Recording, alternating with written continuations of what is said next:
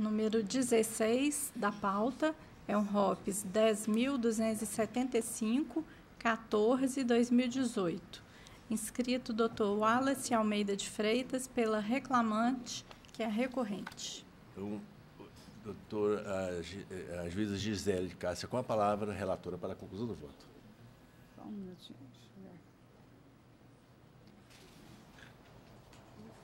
Conheço do recurso e no mérito nego-lhe provimento, confirmando a sentença recorrida por seus próprios fundamentos.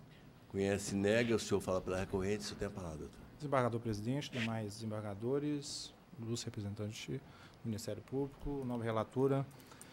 A reclamante ela se vê num limbo jurídico, processual, uma vez que o artigo 840, parágrafo 1º da CLT, determinou a liquidação dos pedidos.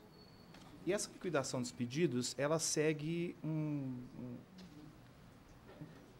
critério técnico adotado na liquidação de sentença. Precisa verificar a incoerência, a irregularidade cometida no contrato de trabalho, jornada excedida, intervalos suprimidos, feriados trabalhados e não compensados, ou quais feriados não foram compensados dos trabalhados, o trabalho consecutivo por 7 dias, há diferença de PLR. Por que houve essa diferença de PLR? Houve avaliação de desempenho? E da prova emprestada juntada à ação, 46 obtidas de 46 ações contra a mesma reclamada, todos os documentos são eletrônicos, nenhum deles assinados pelo reclamante. Ou seja, esses documentos são de posse exclusiva da reclamada. Se não obtiver por meio da ação de produção antecipada de provas, outro meio não haverá. A liquidação dos pedidos ficará comprometida, devendo ser realizada de forma cheia. Ou seja, se houve, num mês de 26 dias trabalhados, que a jornada é 6 por 1, supressão de 2 intervalos, ela deverá pugnar pelos 26. Se houve o labor de 2 dos 13 feriados, ela deverá pugnar pelos 13.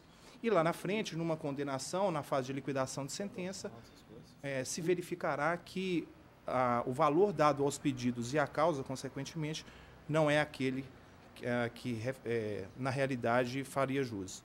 Portanto, a ação de produção antecipada de provas é o único meio que a reclamante tem, uma vez que a reclamada não disponibiliza esses documentos. Repite-se, os documentos só são apresentados em ações judiciais. E a sugestão dada pela juíza Primeva, também, processualmente, ela não se adequa à realidade da Justiça do Trabalho, uma vez que ela sugere que se obtenha os documentos do contrato de trabalho em sede de tutela antecipada, numa ação principal, para, a partir de então, se verificar quais pedidos teria direito, liquidá-los e dar valor a cada um deles. Mas a ação distribuída dessa forma também não será conhecida. Esse critério já era adotado pela 35ª Vara, pelo juiz da 35ª Vara, antes da reforma trabalhista, em que as ações eram indeferidas e arquivadas porquanto não liquidados os pedidos.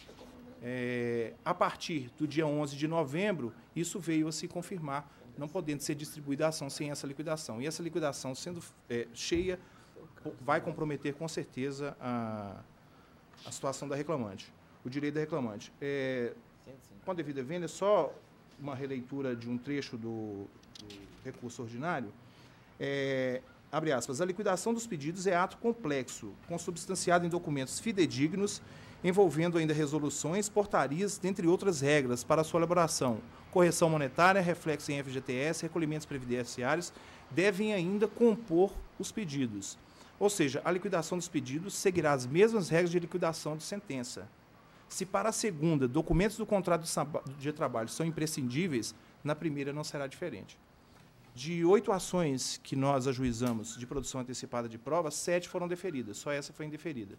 Então, há uma insegurança. E essa ação foi muito bem estudada e se valeu, inclusive, do magistério do Dr. Kleber Lúcio de Almeida. Foi onde nos apegamos para ter o conhecimento prévio dos documentos, para, inclusive, verificar a autocomposição ou até mesmo a inviabilidade da ação, uma vez que aqueles pedidos alegados pelo reclamante não se confirmam na prática quando compulsados os documentos. Portanto, requer o provimento do recurso para que seja deferido o acesso aos documentos. Bueno, que interessante, juiz de primeiro grau tem uma visão bem clara e próxima dessa realidade, não pode dizer. E, na verdade, aqui, doutor, é um voto até diferente, porque a gente não é uma situação, um caso até diferente, mas eu imagino que se fosse caminhar assim, aí nós tínhamos sempre, toda ação teria que ter duas ações, uma preparatória e outra... Então, são como a ação de produção de antecipada de prova é uma ação incidental, um trabalhista... Excepcional. Então, eu entendo aqui que não. Porque eu acho que a exigência da lei é no sentido de que a parte leve uma pretensão. Se ela diz que fazia 10 horas extras por mês e vai depender da empresa comprovar antecipadamente que ela não fazia para ela entrar ou não com a ação, mais ou menos sim. Naturalmente não foi bem nesse sentido que o doutor sustentou, mas a ideia é essa, né? Ela tem que ter a certeza. Olha, eu trabalhava tanta jornada e tal, era assim, fazia tantas horas por mês. O advogado vai ter que confiar na sua reclamação e falar, dizer, ainda mais hoje, que você é sucumbente na parte, você paga honorário na parte de você é sucumbente. Eu fui advogado há anos e o que eu falei é o seguinte, eu vou levar para o juiz o que você está me trazendo. Você me convence e eu vou convencer o juiz. Né?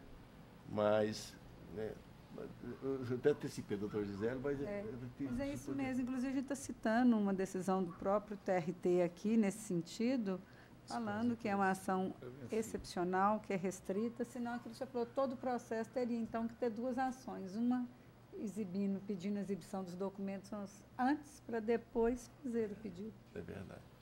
O que eu queria ponderar, Excelência, e para a doutora, olha só que impasse que a gente vai ficar. Porque se o pedido, a parte não tem o documento, ela não tem um cartão de ponto, e ela tem que formular o pedido. Se não formulou correto, como a gente viu na semana passada, vai ter indeferido. Se não fez a conta direito, vai limitar pelo valor do pedido. Como é que faz nessa situação? E eu tenho um voto lá que eu estou refletindo, porque a pessoa chegou e falou assim, eu trabalhava, sei lá, né, de 7 a não sei quanto. A empresa vem e no meio do caminho ele viu que algumas horas, a empresa, não, eu paguei, está aqui os recibos. Aí ele verificou que a empresa pagou as horas, mas não observou a base de cálculo correto. E aí na impugnação ele pediu.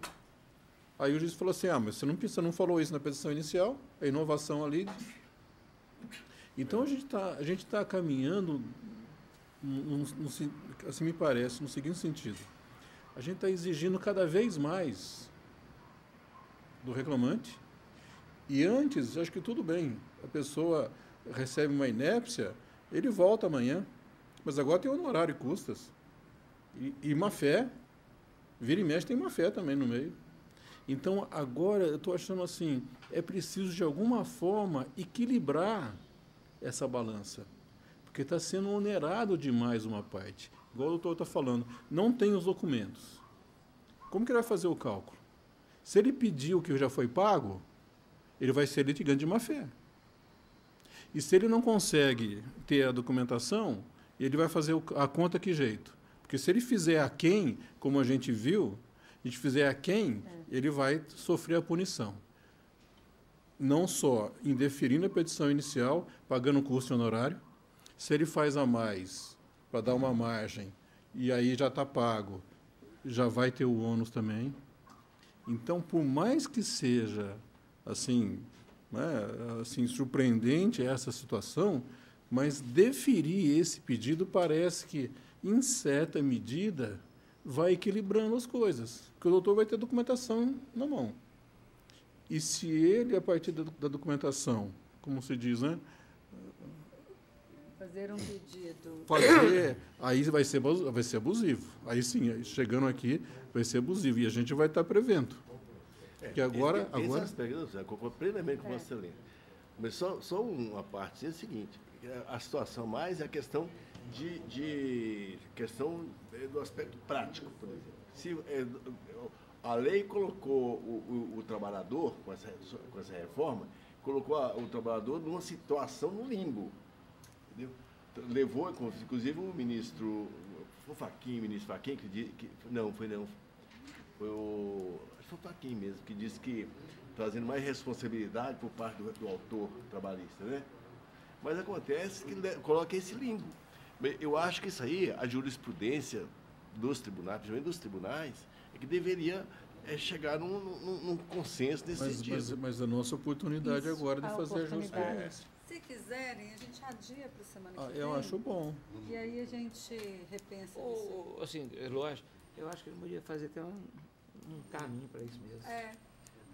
A questão é o seguinte, que nós não podemos suscitar nenhum, porque não temos, né? Não existe. Então, o que podemos fazer talvez ponderar, né, a próxima semana. Ver com o desembargador Zé Murilo estará aqui na próxima semana, né? Ele presidirá apenas. Hã? Ele presidirá apenas a sessão, doutora Pois Gisele. aí pelo presente a gente chega num termo disso aí. Eu estou no seguinte dilema. Eu concordo com a posição incômoda, o limbo que foi colocado ao trabalhador, não só nesta, né? Em várias outras questões. No próprio exercício da responsabilidade, o trabalhador tem que ter certeza, o advogado tem que ter uma lente de bola de cristal para descobrir que aquele trabalho efetivamente é insalubre. Chegou a doutora aqui. Que dava aquela questão da graxa, você lembra dos mecânicos? Ele deu laudo contra e a favor milhões de vezes. Esse caso aí do hotel aqui, por exemplo, vamos dizer, esse hotel era pequeno, 40 e poucos quartos. Agora, vamos um hotel desse aí em Brasília, por exemplo, né? Em Brasília que eu falo que só tem um hotel 5 estrelas, né? Vamos botar um hotel enorme, São Paulo, por exemplo, que a pessoa, camareira sobretudo, né? Tal, tem lá, cada um tem 150, né? 100 quartos para poder arrumar. Então, quer dizer, essa situação, ela vem com a convicção de que tinha salubridade mesmo, de acordo com, inclusive, a dubiedade que traz aquela súmula 448 do TST. Então, quer dizer, são limbos que a gente... Nós temos que, daqui para frente, doutor Jorge, doutor César, doutor Gisele, e doutor Denis, conviver e tentar... Está chegando no meio termo. Entendeu? Doutor Gisele trouxe essa questão aí da emenda inicial no sumaríssimo e tal. Tem esse aspecto legal e tudo mais, mas tem outro aspecto da realidade ali. Da realidade. O custo. Que vocês têm um conhecimento tão profundo. Existe um custo também para a nação. E também isso, né? E naquele caso, a gente tem prazo para resolver o sumaríssimo. Eu estou entendendo. Mas o cidadão tem um direito dele ali, que ele vai simplesmente vai buscar lã, como dizia um juiz aqui do tribunal. Ele vai buscar lã e volta tosqueado. Tem mais encadenação. Bem, então esse processo, nós vamos adiar o julgamento para a próxima sessão, a conclusão, porque nós vamos decidir na turma aqui qual o encaminhamento nós vamos dar para essa situação. Nós estamos concordando em parte com o senhor, mas, por outro lado, nós estamos também a mercê de uma reforma que veio para poder colocar a dúvida, sanear a dúvida tanto na comunidade jurídica quanto colocar em choque os próprios juízes. Uma turma aqui de 4 julgadores, para não chegarmos a uma conclusão. Né? Posso trazer mais um ponto para reflexão, Excelência? Aproveitando a oportunidade. Só uma questão bem rápida, porque nós estamos já no tardar aqui da sessão e nós temos mais uma Serei breve, em segundos. Pois não. O reclamante entra dentro do escritório hoje e fala assim: eu abasteci um carro, eu tenho direito à periculosidade. Eu fazia tua atividade, eu tenho direito à insalubridade. Eu falo com ele: nós vamos entrar com a ação de produção antecipada de provas para nós aferirmos antes da ação principal se o senhor realmente ou se a senhora realmente tem direito a isso. A perícia será feita antes da ação principal. Será levada à cognição do juízo uma prova pronta, ou seja, vai diminuir. Agora, ele arca com o ônus de que, se não for constatada a periculosidade nessa produção antecipada de provas ou insalubridade, ele arcará com os custos da ação, se condenado, arcará com os custos periciais, inclusive com honorários advocatícios. Esse é o limbo que nós, também, advogados, estamos. Mas, de qualquer forma, tanto ele produzindo dentro da ação quanto produzindo antecipadamente, ele vai correr o mesmo risco, porque ambas as ações estão sujeitas às mesmas sucumbências, né? Agora que de documentos, a exibição de documentos anteriormente, eu acho até razoável. para ele conferir. Agora, realizar a perícia antes... É complicado. Aí vai ser Mas complicado. vamos fazer isso, então? Vamos diferir, então? Vamos adiar para o julgamento para a próxima terça-feira? Já está intimado, então. Não. Não, já está adiado. Já está adiado. E a sustentação oral já está feita. Se eu quiser assistir, terá um prazer. Mas não vamos só discutir só a turma aqui. Qual? Já. A princípio, para a próxima. Porque dia também não vai... Porque se o Zé Murilo está voltando semana que vem... Não, mas eu que estou como relatora. Mas nós decidimos isso. De uma forma ou de outra, nós encaminhamos esse lista. Ok. Né? Tá bem? Mas aí é mais para o final. Eu agradeço, doutor César, pela poder. A gente vai tanto premido pela necessidade da vazão, ao processo, que a gente... Né? Bem, então, ficamos assim, decididos para a próxima sessão. Tá? Bem, doutor?